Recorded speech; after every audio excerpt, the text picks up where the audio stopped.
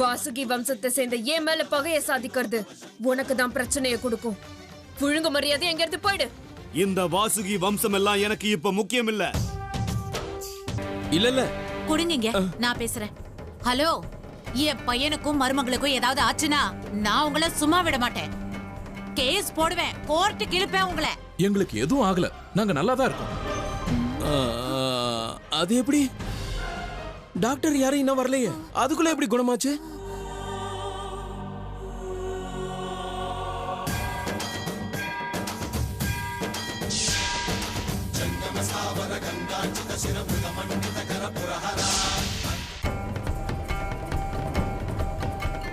அப்பா, எங்க மேல சந்தேகம் வராத அளவுக்கு எப்படியோ மேனேஜ் பண்ணிட்டேன்.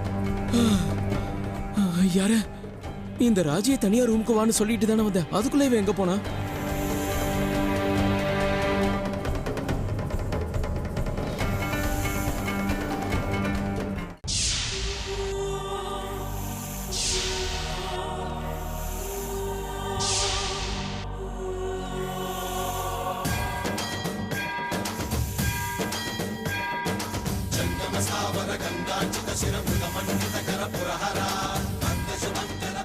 உனக்கு எத்தனை தடவை சொன்னாலும் திரும்ப திரும்ப அதையே செஞ்சுட்டு இருக்க. இங்க பார், இதுதான் கடைசி. இனிமே உன்னால அவங்களுக்கு ஏதாவது பிரச்சனை வந்தது, உன்னை சும்மா விட மாட்டேன், சாகடிச்சிடுவேன்.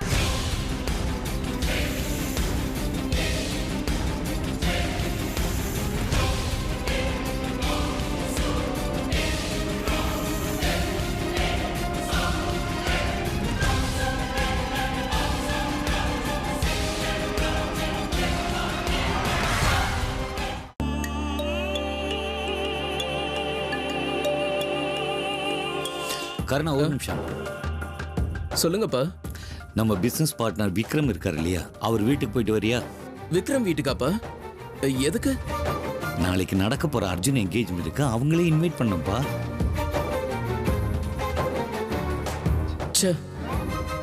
என்ன பண்றது? அப்பா சொல்ற மாதிரி நான் விக்ரம் வீட்டுக்கு போய் இன்விடேஷன் கொடுத்தா அவங்க நிச்சயமா வந்துருவாங்க. கூடவே அமிர்தாவையும் கூட்டிட்டு வந்துருவாங்க.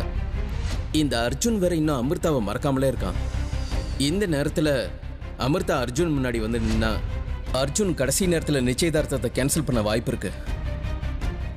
அதனால அவங்க குடும்பத்தில் உள்ளவங்க இவனை விட்டு தூரமா இருக்கிறது தான் நல்லது.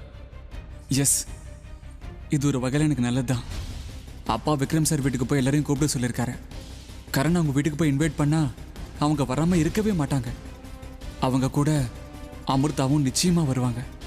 இன்னொரு பொண்ணோட எனக்கு என்கேஜ்மெண்ட் நடக்கிறது அவங்க கண்ணால பார்த்தா அவங்க மனசு வலிக்கும். அவங்களால அதை தாங்கிக்க முடியாது.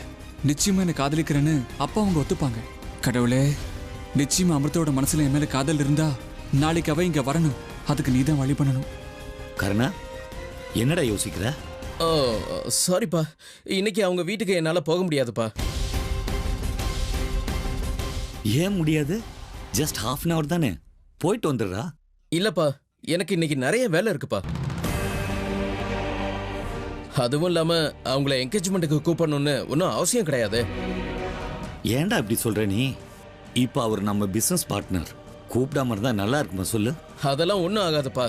ஒருவேளை ஏன் கூப்பிடலன்னு கேட்டா ஏதாவது சாக்கு சொல்லிக்கலாம்ப்பா. மொத்தமா அவங்கள கல்யாணத்துக்கே கூப்பிடலாமேப்பா. கரண், என்ன பேச்சுடா பேசுற நீ? உனக்கு 1008 வேலை இருக்கலாம், ஆனா உன் தம்பியோட நிச்சயதார்த்தத்துக்கு வேண்டியவங்களை கூப்பிடுறது ஒரு அண்ணனா உன் கடமைடா.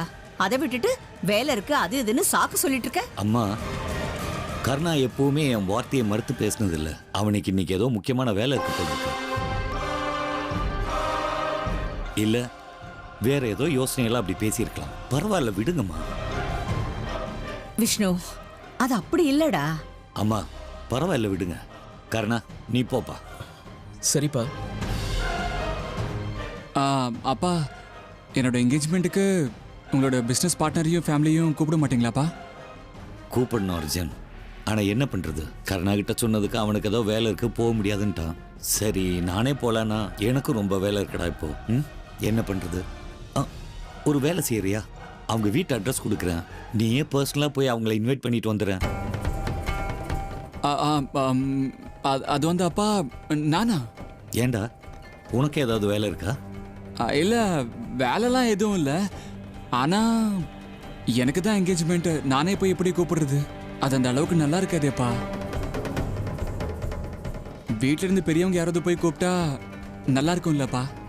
ஆமா விஷ்ணு, அர்ஜுன் சொல்றதும் சரியாதான் இருக்கு. இந்த மாதிரி சுபகாரியத்துக்கெல்லாம் சின்னவங்க போய் கூப்பிட்டா மரியாதையா இருக்காது. வீட்ல இருக்கிற பெரியவங்க யாராவது கூப்பிட்டாதான் அவங்களுக்கும் மரியாதை, நமக்கும் திருப்தி இல்லையா? அதுவும் இல்லாம நிச்சயதார்த்தம் முடியற வரைக்கும் அர்ஜுன் வீட்டு வாசப்படியை தாண்டி எங்கேயும் போக கூடாது. புரிஞ்சுதா? சரிம்மா, நானே ஃபோன் பண்ணி விக்ரம கூப்பிடுறேன். சரிப்பா, உனக்கு எப்படி கூப்பிடணும்னு தோணுதோ அப்படியே கூப்பிடு.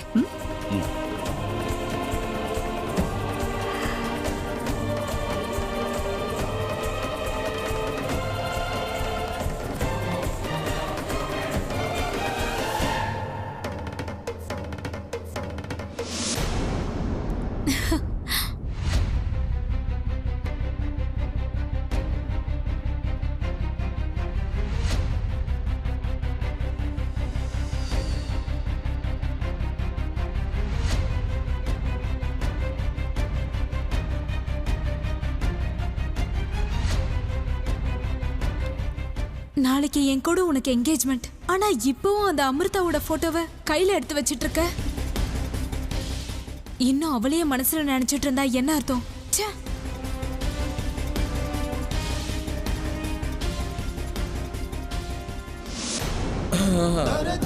இங்க பாருங்க, உங்களுக்கு சமையல்ல எந்த டவுட் இருந்தாலும் என் பாட்டி கிட்ட கேட்டுக்கோங்க. யார்கிட்ட பேசிட்டு இருக்க? ஒரு நிமிஷம் லைன்ல இருங்க சார். யார்ப்பா? பாட்டி, சமையல்காரங்க லைன்ல இருக்காங்க. நீங்க கொடுத்த மெனு லிஸ்ட்ல ஏதோ டவுட் இருக்குதாமா, அதனால நீங்களே பேசிக்கோங்க. ஹலோ, நான் தான் பேசுறேன், சொல்லுங்க. ஆமா மாமா, நாங்க சொன்ன எல்லா ஐட்டமும் செய்யணும். பைனாப்பிள் கேசரி பண்ணுங்க, தயிர் வடியும் வேணும். எல்லாம் ரொம்ப டேஸ்டா இருக்கணும். சரி சரி, அப்படியே செய்யுங்க. சரி சரி சரி. அத்தை, இன்னைக்கு எனக்கு எவ்வளவு சந்தோஷமா இருக்கு தெரியுமா? நீங்க இந்த மாதிரி சிரிச்சுக்கிட்டு சந்தோஷமா பேசி எத்தனை வருஷம் ஆகுது தெரியுமா அத்தை? உங்க முகத்துல இந்த சந்தோஷத்தை பார்க்கும்போது என் மனசுக்கு ரொம்ப நிம்மதியா இருக்கு. என்ன பண்றது ஹேமா,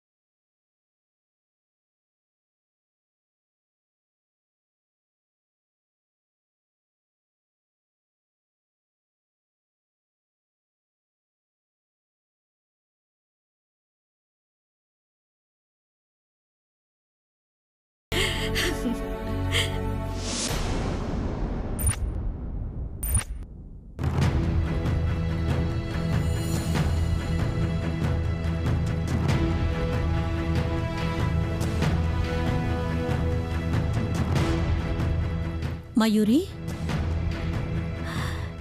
என்னாச்சு உனக்கு?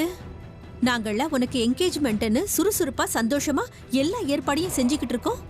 நீ என்னடானா யாருக்கோ என்கேஜ்மெண்ட்ங்கிற மாதிரி ஒரு மூலையில வந்து உட்காந்துக்கிட்டு இருக்க?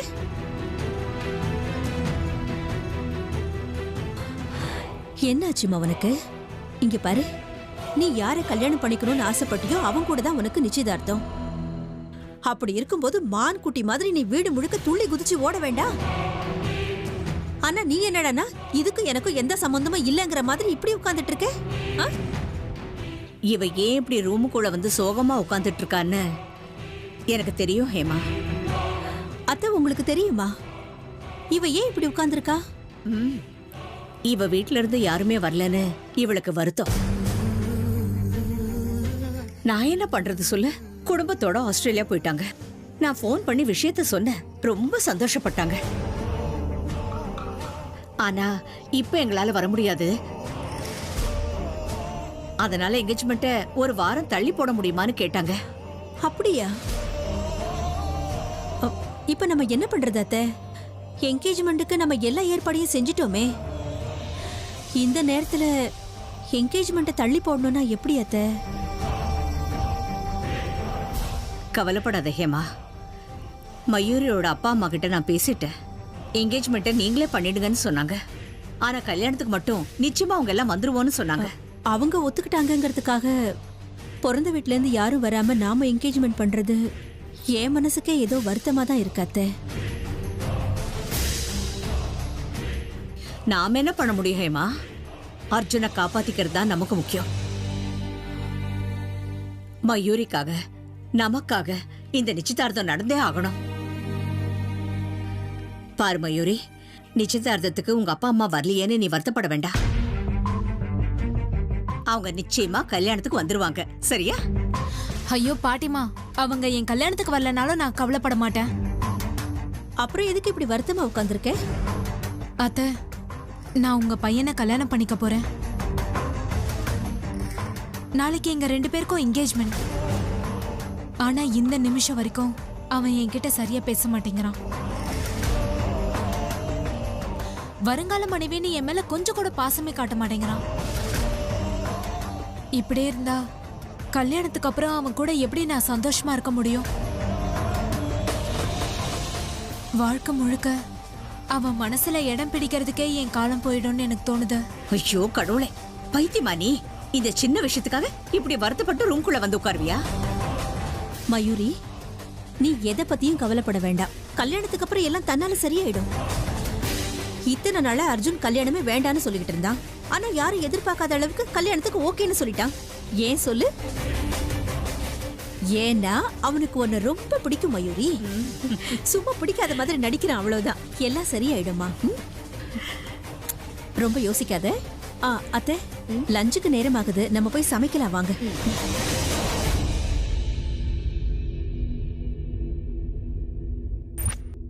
அத்தை, அர்ஜுன் ஏன் என்கிட்ட சரியா பேச மாட்டேங்கிறான்னு உங்ககிட்ட என்னால சொல்ல முடியல.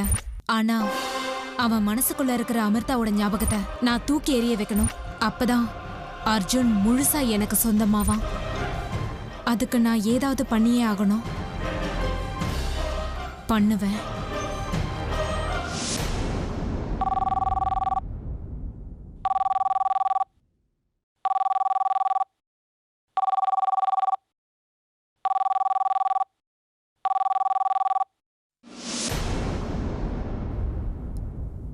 ஹலோ ஹலோ, விக்ரம் இருக்காரா?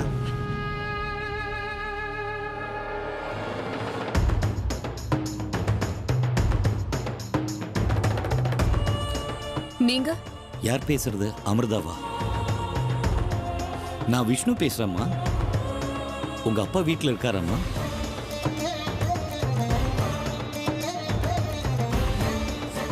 அப்பா, உங்களுக்கு ஃபோன். யாருமா ஃபோன்ல? என் மொபைலுக்கு கால் பண்றதை விட்டு லேண்ட்லைனுக்கு பண்ணிருக்காங்க. யாரோ உங்க ஃப்ரெண்டு தான்ப்பா. ஹலோ. ஹலோ விக்ரம், நான் தான் விஷ்ணு பேசுறேன். ஓ வணக்கம் சார். சொல்லுங்க சார், எப்படி இருக்கீங்க? நான் நல்லா இருக்கேன். சாரி, உங்க வீட்டுக்கு நேரில் வந்து என்னால் இன்வைட் பண்ண முடியல. அதனால தான் ஃபோன்லேயே இன்வைட் பண்றேன். தப்பா நினைக்காதீங்க. நாளைக்கு என் சின்ன பையனுக்கு என்கேஜ்மெண்ட்.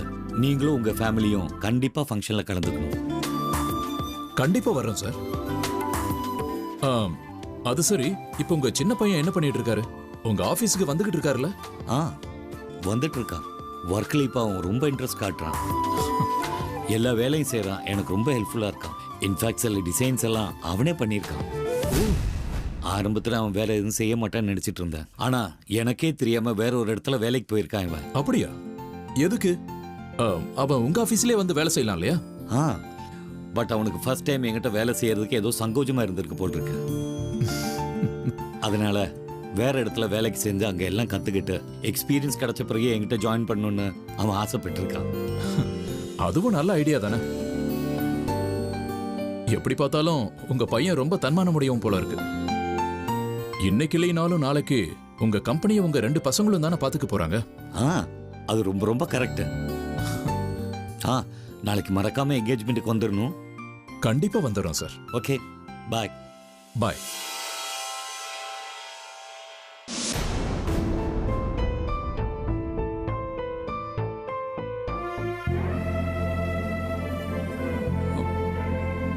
அப்பா, காஃபி சாப்பிடுறீங்களா?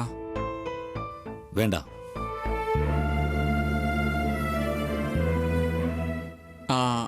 அப்பா, என்ன?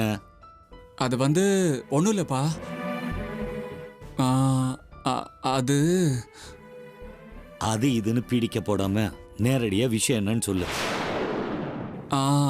அது வந்துப்பா, நாளைக்கு எனக்கு என்கேஜ்மெண்ட் இல்லையா? கூப்பிட வேண்டியவங்களெல்லாம் கூப்பிட்டாச்சாப்பா? ஏன் கேட்குற? ஒன்றும் இல்லைப்பா, நீங்க உங்க ஒர்க் ப்ரெஷர்ல யாரையாவது கூப்பிட வேண்டியவங்கள மறந்துடுவீங்களோன்னு. ரொம்ப ஆச்சரியமா இருக்குடா. என் சோம்பேறி பிள்ளைக்கு அப்பாவுக்கு ஹெல்ப் பண்ணணும்னு அக்கறை வந்திருக்கு. ஏன்பா இப்படி பேசுறீங்க? ஆக்சுவலி நான் எப்பவுமே உங்களுக்கு உதவியா இருக்கணும்னு தான்ப்பா ஆசைப்படுவேன். உங்க மேல எனக்கு அவ்வளோ பாசம்பா. ஓ அப்படியா? இப்போ வந்து அப்பா மேல அவ்வளோ பாசம் இருக்குன்னு சொல்றியே, அப்புறம் ஏன் என் கம்பெனியில என்கிட்ட வேலை செய்ய வரமாட்டேன்னு சொன்ன? நாளைக்கு என்கேஜ்மெண்ட்டுக்கு அமிர்தா மட்டும் வரலன்னா அவங்க என் லைஃபை விட்டு பர்மனெண்ட்டாக வெளியே போயிடுவாங்க. அப்புறம் என் கதி அவ்வளோதான். இத்தனை நாளா லவர் பாய் மாதிரி அமிர்தா பின்னாடியே சுற்றிட்டு இருந்தேன். ஆனால் இனிமே ஒர்க் ஹாலிக்குங்கிற பேரில் தினம் வேலை வேலை வேலைன்னு இருக்க வேண்டியதுதான். என்னடா அது, உனக்கு நீயே பேசிக்கிற மாதிரி முணுமுணுத்துட்டு இருக்க? என் காதல விழுற மாதிரி பேசு. அதான் அவங்க பிஸ்னஸ் பார்ட்னர் விக்ரம் அவங்க ஃபேமிலி மெம்பர்ஸை ஃபோன் பண்ணி கூப்பிடுறேன்னு சொன்னீங்கல்லப்பா, கூப்பிட்டீங்களாப்பா? பண்ணிட்டேன். அப்படியா? அவங்க வராங்களாப்பா? வரேன்னு தான் சொல்லியிருக்காங்க. வருவேங்கிற நம்பிக்கை எனக்கு இருக்கு. ஆமா, அவங்கள பத்தி நீ எதுக்கு விசாரிக்கிற? அது ஒன்றும் இல்லைப்பா, சும்மா தான் கேட்டேன். அதோட ஒன்றும் இல்லைப்பா, நான் வரேன்ப்பா.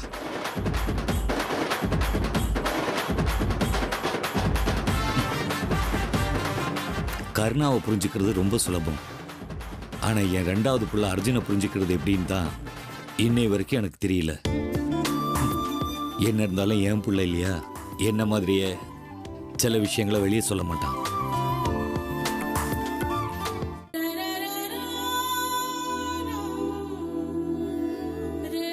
எங்க அமிர்தா, எங்க அப்பா, சாரி, நீங்க என்ன கல்யாணம் பண்ணிக்க சம்மதிச்சா அவர் உங்களுக்கு ஃபாதர் இல்ல, ஐ மீன் உங்க மாமனாரு உங்க அப்பா கிட்ட, அதாவது என்னோட வருங்கால மாமனார் கிட்ட என்கேஜ்மெண்ட்டுக்கு கண்டிப்பா வரணும்னு ஃபோன் பண்ணிருக்காருங்க.